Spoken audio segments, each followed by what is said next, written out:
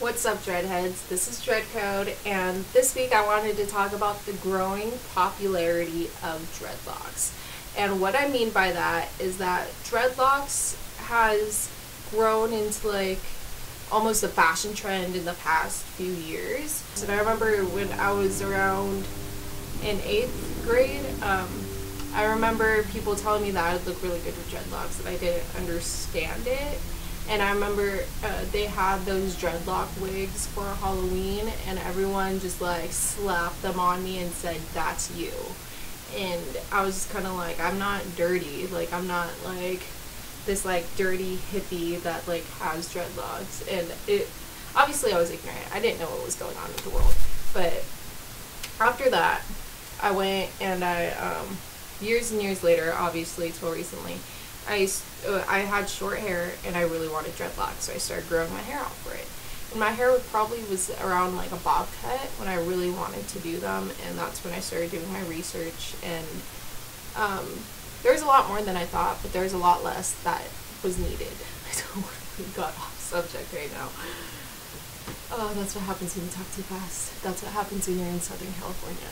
The thing is with the growing popularity of dreadlocks is it's really cool because the community is continuing to grow, but it's not as tight as it used to be. And there's a lot of hate bashing on within the whole community. And I've talked about this before, is people who start off their dreadlocks a certain way hate other people that start off their dreadlocks a different way. The neglect is like, I don't know, it just obviously the three main categories just all hate on each other, and it almost reminds me of sports teams of you're all playing the same game, but you're gonna hate someone else because of you're wearing a different jersey or you started your dreadlocks in a different way, which is like, it's bogus. I never liked sports, to be honest, so I'm gonna totally bash on that real quick and just like put in my hate of sports in there.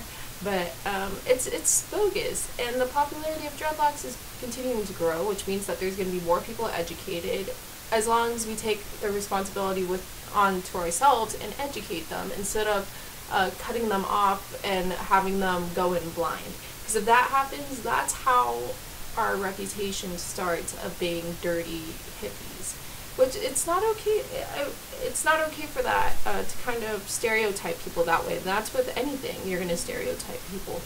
But and I mean, it's okay to like consider yourself as a hippie. It's okay to consider if you like smoke weed. It's okay if you do this, but it's not okay when you generalize a community that way. So I remember when I started school, a lot of people automatically assume things, and I remember when we had to go into learning teams in my class, a lot of people were kind of iffy about me, and I ended up going into a group with some older ladies, and I mean, you could just see within the whole class of their kind of appallment of me and even my sister, just because we were younger, let alone that I had dreadlocks, that we could work really well on teams.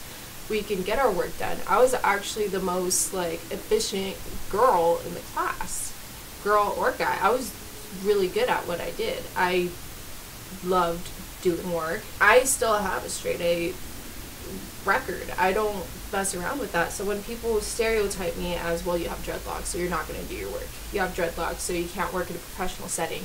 I've worked in professional settings. I've done things for law firms. I've done so many things like that. It sucks that even smoking weed or even doing that stuff, there's a stereotype there that means that you're a loser and you're not going to get anywhere. And it really, really sucks. Just like any community, it takes the people within the community to show people wrong. Just like any other stereotype, we are diverse and we are not only that stereotype. We have dreads, but that is not the only thing that defines us. And the people within the community have to suck it up, and they have to teach the new dreadheads how to take care of their dreads.